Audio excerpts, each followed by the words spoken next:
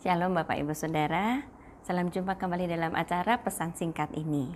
Nah, saat-saat ini ada beberapa teman-teman saya yang merasa rasanya melayani Tuhan itu lelah. Ada seorang ayah yang sudah selama ini mengajarkan kepada anak-anaknya dengan teladan.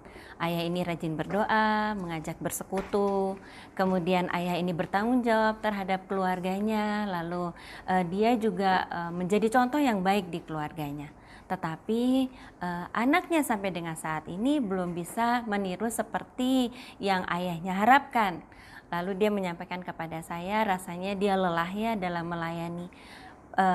Menjadi teladan itu juga termasuk pelayanan kepada Tuhan. Pelayanan dalam keluarga juga termasuk pelayanan kepada Tuhan. Seorang ibu juga yang selalu menolong kebutuhan anaknya, kemudian menjadi teladan dalam mengajak berdoa dan juga bertanggung jawab terhadap kebutuhan-kebutuhan anak-anaknya. Suatu kali juga di tahun yang lalu sempat dikecewakan oleh salah seorang anaknya. Sehingga dia mengatakan apakah saya merasakan bahwa kelihatannya mungkin Tuhan tidak berkenan atas pelayanan saya. Sekalipun itu pelayanan terhadap anak-anaknya, itu juga pelayanan terhadap Tuhan. Karena ibu ini berusaha untuk memberikan yang terbaik sesuai dengan tugasnya sebagai seorang ibu, tetapi juga dia menegur anak-anaknya yang salah. Hal ini saya rasa memang akan dialami oleh banyak orang. Mungkin di antara saudara juga mengalami hal yang sama. Tetapi kita tidak usah kecil hati. Karena ada seorang nabi yang juga mengalami kelelahan dalam melayani Tuhan. Dan dia mengalami kelelahan juga. Seperti yang kita semua alami. Nah, saya mau bacakan dari 1 Raja-Raja 19 ayat 3 dan 4. Maka takutlah ia lalu bangkit dan pergi menyelamatkan nyawanya. Dan setelah sampai ke Berseba yang termasuk wilayah Yehuda, ia meninggalkan bujangnya di sana. Tetapi ia sendiri masuk ke padang gurun sehari perjalanan jauhnya. Lalu duduk di bawah sebuah pohon arar, kemudian ia ingin mati katanya. Cukuplah itu, sekarang ya Tuhan, ambillah nyawaku, sebab aku ini tidak lebih baik daripada nenek moyangku. Ini adalah keluh kesah dari Nabi Elia ketika ia sudah mengalahkan 450 Nabi Baal. Pada waktu dia lari atau pergi ke padang gurun ini, baru saja dia mengalahkan 450 Nabi Baal. Dan dia beserta rakyat Israel membunuh Nabi Baal ini. Kemudian Isabel, istri dari Raja Ahab, marah dan akan mengejar Elia untuk dibunuh juga. Elia berharap ketika dia berhasil membuktikan bahwa Allah yang dia sembah adalah Allah yang hidup, lalu Nabi Baal dibunuh, Elia berharap Ahab dan keluarganya juga akan percaya kepada Allah yang ia sembah. Ternyata tidak, justru Isabel akan membunuh Elia sehingga ia merasa lelah. Saya pikir hal ini Elia merasa kelelahan, kemudian putus asa, itu karena dia merasa dia sudah gagal dalam melayani Tuhan. Dia merasa harapan dan usaha kerasnya dalam melayani Tuhan itu rasanya sia-sia. Lalu ia juga mengalami kelelahan bukan saja secara rohani tetapi secara jasmani. Sehingga ia melakukan hal ini, mengatakan kepada Tuhan, aku mati saja deh Tuhan. Itu bukti dari atau itu karena Elia merasa lelah. Nah, menanggapi keputusasaan Elia, Tuhan itu adalah Allah yang penuh pengertian.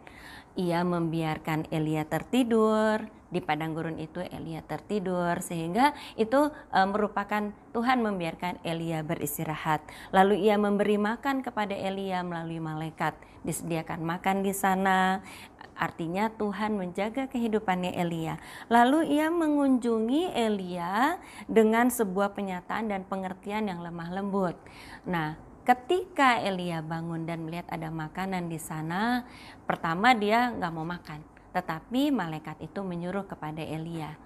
Nah, menyuruh, makanlah Elia supaya kamu bisa melewati padang gurun ini. Karena ada tugas lain dari Tuhan. Tuhan tidak memarahi Elia atau menghukum Elia sehingga Elia jatuh sakit, tidak. Tetapi Tuhan penuh pengertian. Dia melawat Elia, merawat kehidupannya, memberi semangat baru, memberi kekuatan baru. Nah, kalau Tuhan melawat Elia, kalau Nabi Elia bisa mengalami kelelahan, apalagi kita sebagai orang biasa, pasti kita juga bisa mengalami kelelahan dalam melayani Tuhan, dalam menjadi saksi Tuhan. Tetapi ingat, apa yang Tuhan lakukan kepada Elia akan Tuhan lakukan kepada kita semua. Dia akan memberi kekuatan baru kepada kita ketika kita mau datang di kaki Tuhan, meminta pertolongan. Jangan putus asa, saudara. Mari kita terus menjadi saksi Tuhan. Kita terus menjalankan apa yang menjadi tugas kita, yaitu anak-anak Tuhan, melayani Tuhan dan bersaksi tentang kebaikan-kebaikan Tuhan. Dan jangan takut, ketika kita datang ke kaki Tuhan, Tuhan akan memelihara kehidupan kita dengan memberi kekuatan-kekuatan baru. Puji Tuhan. Amin.